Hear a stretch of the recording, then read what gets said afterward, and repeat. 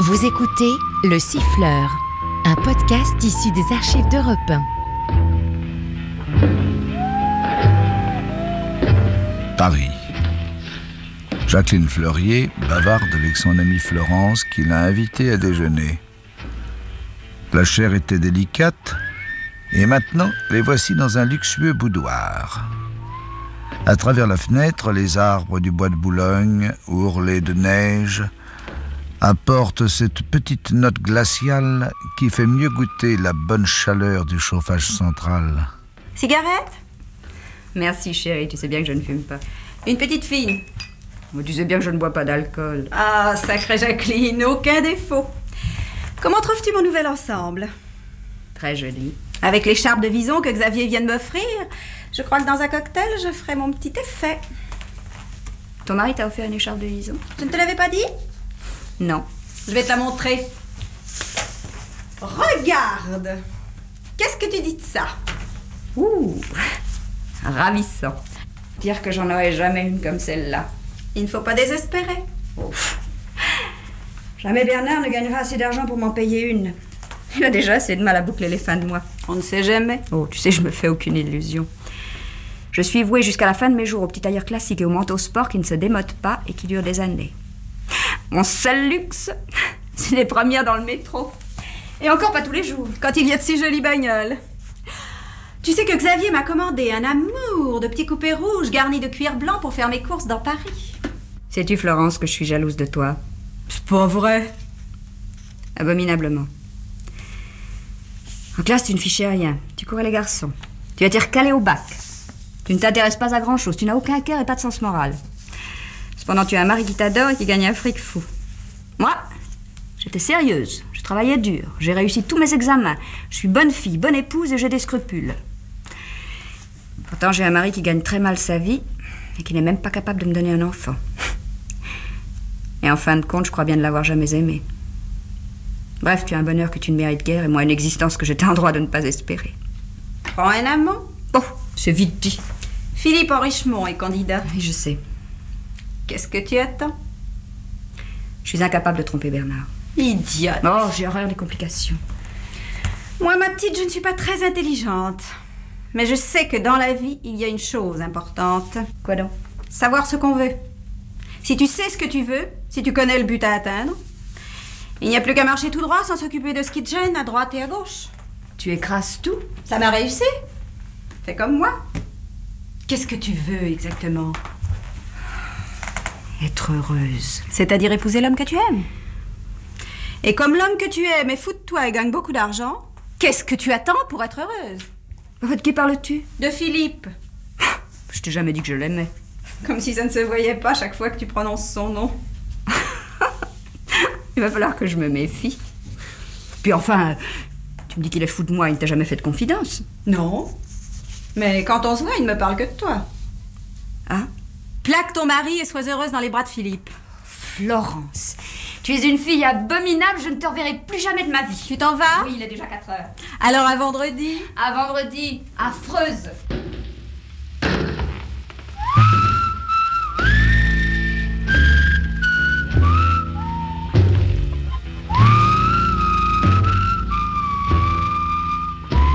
Jacqueline va chercher le métro et une demi-heure plus tard, elle retrouve Philippe dans un bar du quartier de la Madeleine. Encore un peu de thé? Non, merci. D'ailleurs, il faut que je me sauve. Vous ne trouvez pas que des heures comme celles que nous venons de passer ici, l'un auprès de l'autre, fleurissent la vie? Oui. Ah, je voudrais que ces minutes-là durent toujours. Jacqueline, pourquoi ne pas essayer de construire ensemble un bonheur solide, durable, celui auquel vous avez droit? Je vous ai déjà dit que j'étais incapable de tromper mon mari. Mais divorcez, je vous épouse. Philippe? Oui.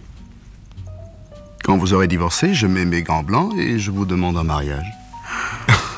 Ah, ça vous étonne.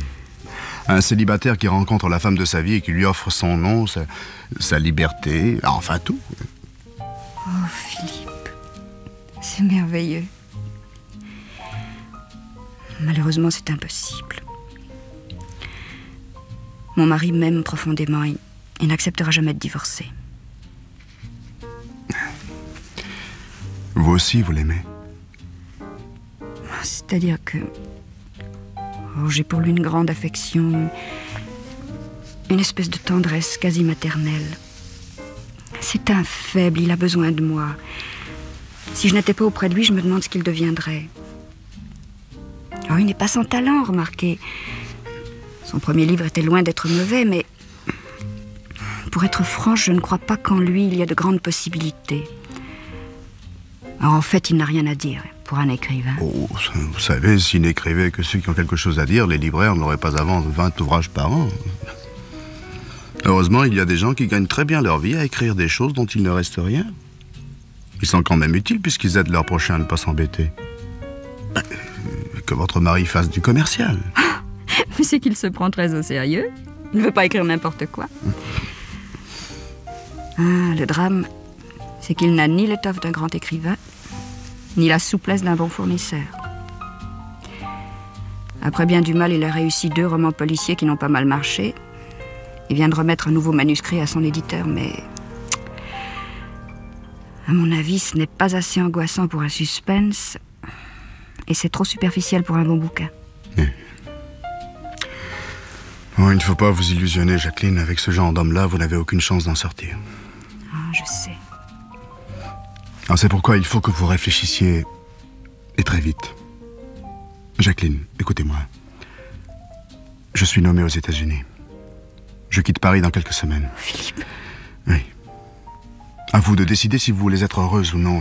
À vous de décider si nous devons partir ensemble ou ne plus jamais nous revoir.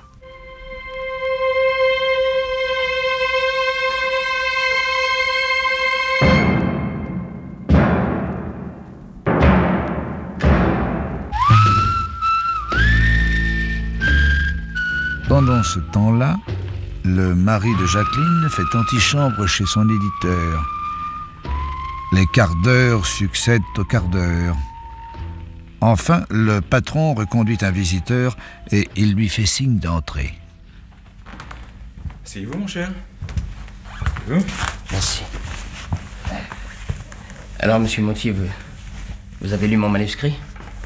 Moi, non. Attendez, cigarette? Non, merci, je ne fais pas. Voici la note des 2 lecteurs à qui je l'ai confié. Voilà.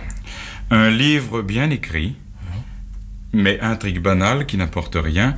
Dans l'ensemble, un ouvrage plat et assez morne. Comment voulez-vous que des gens qui lisent des manuscrits à longueur de journée puissent encore être intéressés par quelque chose? Peut-être. Mais c'est pas pour eux que j'ai écrit ça, de toute façon. Je suis quand même bien obligé de me fier à leur jugement. Oui. Et qu'est-ce que vous comptez faire de mon manuscrit? Mon pauvre ami, qu'est-ce que vous voulez que j'en fasse, moi? Je vous le rends. Mais pour moi, c'est la catastrophe, ça. Avec vous, monsieur Montier, j'ai pas besoin de crâner, et pour tout vous dire, je comptais que vous me donneriez une avance. Je suis navré. Mais là, vraiment, je peux rien faire. Ma maison est en société, vous le savez, et vis-à-vis de mon conseil d'administration, j'ai pas le droit de verser une avance sur un manuscrit que nous n'éditons pas. Évidemment. Ah bon sang, quoi, il n'y a pas que nous comme éditeurs sur la place de Paris, voyez un autre. Il s'emballera peut-être sur votre bouquin. À part vous, je ne connais personne. Vous savez, le fait d'avoir été édité chez nous est une excellente carte de visite. Mais ils se demanderont pourquoi ce manuscrit-là, vous ne l'éditez pas. Oh, je vois bien que j'ai plus qu'à en faire des papillotes, allez. J'ai un conseil à vous donner. Oui, lequel? Rentrez chez vous et pensez tout de suite à un autre roman policier. Vous m'en avez fait 2 qui se sont bien vendus, vous avez raté le 3e, mais ce sont des choses qui arrivent. C'est pas une raison pour tout ficher en l'air. Mais j'avais besoin d'argent, moi. Bon, eh bien... Amenez-moi la carcasse d'une bonne histoire.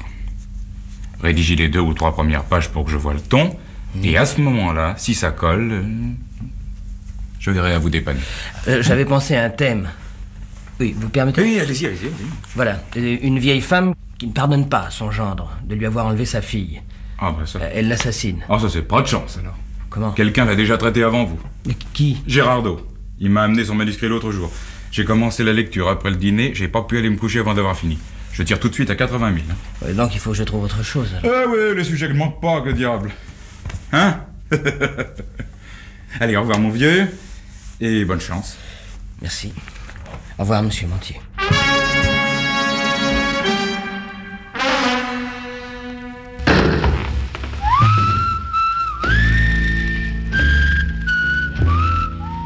Bernard rentre chez lui, la bouche amère et la rage au cœur. Bonsoir, Jacqueline. Bonsoir, chérie. Qu'est-ce que tu as fait aujourd'hui? Eh bien, je suis allée déjeuner chez Florence, puis j'ai fait des courses. Je suis passée dire bonjour à mon vétérinaire de père. Puis je suis rentrée faire un peu de lavage et préparer le dîner. Ouais, j'ai pas faim. Tu as vu Montier? Oui. Alors? Alors? Bon, il trouve mon manuscrit formidable. Non! Oui, seulement en ce moment, il paraît qu'il a trop de bouquins en route. Faut qu'il attende un peu. Bernard, pourquoi fais-tu cette tête-là? Il te le prend ou il ne te le prend pas? Non, il me l'a refusé. Enfin, tu viens de me dire que... Ouais, je mentais. Il trouve mon truc sans intérêt. Tu veux que je te dise? Je suis un type foutu, fini. Je suis incapable de trouver une idée un peu neuve, un peu originale. Écoute, je te défends de dire des choses pareilles. C'est pourtant la vérité, tu le sais bien. Dans 2 mois, on aura liquidé les 4 sous que tu as mis péniblement de côté. Il ne me restera plus qu'à me faire sauter le caisson. Oh, écoute, je t'en prie, dis pas de bêtises. Tu traverses une mauvaise passe, ça arrive au meilleur. Tu sais ce qu'il faut faire? Non, ça non, je sais pas. Te remettre tout de suite sur un autre sujet. Écoute, tu m'avais parlé l'autre jour d'une idée qui me semblait pas mauvaise du tout. Laquelle? Mais cette vieille femme. Oui, celle qui tue son gendre. Gérardo a eu la même, il a écrit le bouquin et Montier l'édite à 80 000. Ça prouve au moins que tu es capable de trouver des idées qui tirent à 80 000. Si tu veux tout savoir, cette idée-là, je l'ai piquée dans un fait divers. Je l'ai même pas trouvée tout seul. Oh, qu'est-ce que t'as été de te marier avec un pauvre type comme moi? J'en ai marre, j'en ai marre. Et viens dîner.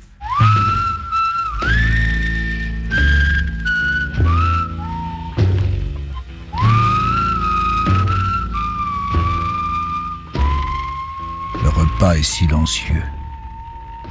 Jacqueline fait semblant de manger, mais elle regarde son mari. Elle observe sans indulgence ce visage mou, ce regard de chien battu, ses cheveux trop longs, ses épaules voûtées. Et soudain, elle se met à le détester. Qu'a-t-elle à gâcher sa vie avec ce type qu'elle n'a jamais aimé? En finir une fois pour toutes. Voilà ce qu'il faut pour construire avec Philippe ce bonheur durable dont elle rêve depuis toujours. Seulement, jamais Bernard ne divorcera. Elle le sait bien. Il s'accrochera comme un hanneton. Alors, la solution extrême, la solution terrible vient à l'esprit de Jacqueline. Son regard se durcit. Sa décision est prise. Après le dîner, elle passe avec son mari dans le bureau. Crève de froid ici. Quand est-ce que la salamandre va être réparée? Elle l'est. Ah? Je ne suis pas allée la chercher, il y a 6 000 francs à payer. Bon, je vais remettre un peu de coque dans la grille.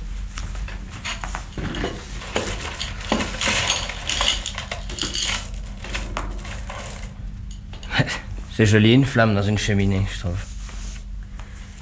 Tu sais ce que tu devrais faire, chérie? Oh non, ça, je sais pas. Écoute, je vais me mettre à tricoter au coin du feu. Toi, tu vas t'installer à ton bureau. Pousse la machine à écrire, prends du papier blanc, ton stylo et laisse courir ta plume. Mais je n'ai pas de sujet. Enfin, tu sais très bien qu'ils ne viennent jamais quand tu t'obstines à les chercher. Tu m'as dit toi-même qu'au fur et à mesure que tu avançais, l'intrigue se dessinait dans ta tête. Au début, tu ne sais pas où tu vas, puis peu à peu, les détails arrivent, les possibilités de développement surgissent, puis après, ça va tout seul. Encore faut-il partir sur quelque chose. Écoute, il me vient une idée. Je te la donne pour ce qu'elle vaut, bien sûr. Oui. Pourquoi ne prendrais-tu pas ton propre cas? Comment ça? Je ne crois pas qu'on ait encore lu l'histoire d'un auteur de roman policier qui est à sec, incapable de trouver un sujet. Alors il décide d'en finir avec la vie. Oui. Dans les premières pages, il explique sa détresse, pourquoi il va se suicider. Enfin, tu vois ce qu'on peut faire avec ça. Oui. Alors, bien entendu, il ne se tue pas parce qu'il survient un événement imprévu. Enfin, rebondissement, coup de théâtre. Enfin, ça, je suis bien tranquille, tu vas nous trouver quelque chose de très bien. C'est pas bête ton idée, chérie. Elle m'accroche formidablement. Tu as assez d'encre dans ton stylo? Oui. Non, ne me parle plus, je sens que ça vient. Attends. Il m'arrive la chose la plus atroce pour un romancier. Je n'ai plus d'idée. Depuis des semaines, je suis à sec, vidé de toute substance. J'ai perdu le petit talent qu'on me reconnaissait. Je suis à bout de mon rouleau. Ma tête est vide comme un tambour. Oui. Et malgré ce vide, cette impuissance, il faudrait que je gagne ma vie, c'est ça. C'est la misère qui nous guette, Monique et moi. Monique, qui est Monique? Ça serait ma femme. Appelle-la Jacqueline. Hein? Oui, appelle-la Jacqueline.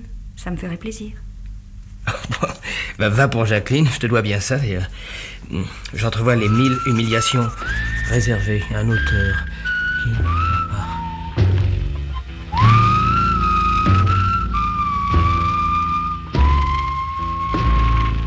Jacqueline fixe un regard impitoyable sur ce médiocre qui écrit maintenant sur le thème qu'elle vient de lui donner. À l'école, il devait déjà copier sur ses voisins. Dans la pièce, on n'entend plus que le crissement de sa plume sur le papier.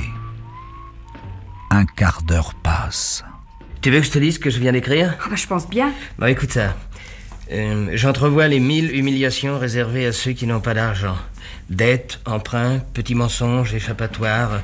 Ma femme va être obligée d'aller donner, Dieu sait où, des répétitions de mathématiques à 800 francs l'heure. Je la vois perdre sa jeunesse et sa beauté dans cette course harassante aux billets de 1000 francs. Et moi, pendant ce temps-là, je resterai des heures, le cerveau vide, devant des feuilles désespérément blanches. Non, ce soir, je n'en peux plus de dégoût, de veulerie et d'impuissance. Hein? Oui. En finir avec la vie, c'est pour moi la seule issue possible. Je demande pardon à Jacqueline, tu vois, Oui. Mais je la supplie de comprendre. Le geste que je vais faire n'est pas seulement pour me libérer d'une insupportable existence, c'est aussi pour lui permettre de refaire sa vie et d'être heureuse. Oui, ma mort est la seule issue. Voilà. Qu'est-ce que tu en penses? C'est excellent. Je suis sûr que ça va plaire à Montier. Je vais lui faire lire dès demain matin, ça. Tu as pensé à un titre? Oui, la seule issue. Ou bien quelque chose comme le bonheur dans la mort. Ou alors mourir pour être heureux. Ah, pas mal. Mourir pour être heureux, oui. Tiens, écoute, pour la peine, je vais te donner un petit verre de whisky. Ah, tiens, oui, ça va me doper. Sec, sans glace, oui. Hein. Tu sais que je l'aime nature. Et puis je le bois d'un seul coup et après, dans mon ciboulot, ça se met drôlement à fonctionner. Allez, va vite. La bouteille est dans le buffet de la cuisine, je t'apporte ton verre tout de suite. Oui.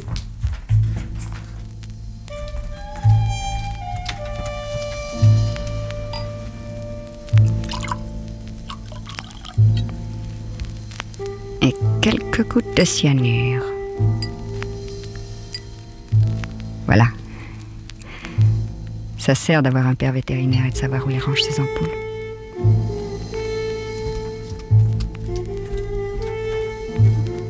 Voilà ton verre, chérie. Mets-le là. Je suis en train de supprimer quelques adjectifs. Bon. Ah, puis moi, pendant ce temps, je descends en dessous chez Madame Chenal pour lui emprunter son fer à repasser parce que le mien ne marche plus. Ouais, c'est ça, va.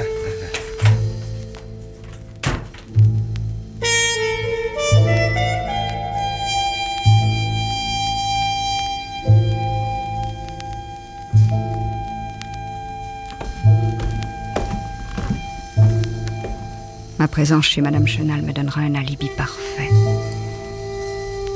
Il va boire le whisky au cyanure. Suicide. La page qu'il a écrite de sa propre main en sera la preuve absolue, irréfutable.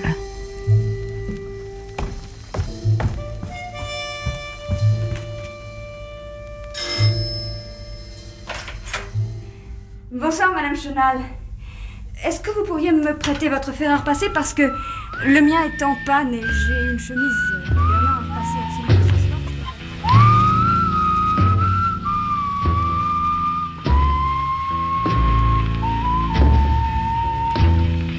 Un quart d'heure plus tard, Jacqueline remonte. Comme prévu, elle trouve son mari mort empoisonné. Suicide. Mais Qu'a-t-il fait de la page qu'il a écrite à la main? Il y a une feuille sur la machine à écrire. Qu'est-ce que ça signifie? Il m'arrive la chose la plus atroce. Bon Dieu, il a tapé son texte à la machine, proprement pour son éditeur. La première page de son nouveau roman avec le titre. Mais sa page manuscrite, la preuve de son suicide, où est-elle? Regarde, Jacqueline. Regarde dans la cheminée. La preuve, il l'a jetée tout bêtement dans la grille. Il en reste encore un petit coin pas tout à fait consumé. Vous venez d'écouter Le Siffleur, un podcast issu des archives d'Europe 1. Réalisation Julien Tarot. Production Romy Azoulay. Patrimoine sonore Sylvaine Denis, Laetitia Casanova et Antoine Reclus. Promotion Marie Corpet. Le Siffleur est disponible sur le site et l'appli Europe 1. Écoutez aussi l'épisode suivant en vous abonnant gratuitement sur votre plateforme d'écoute.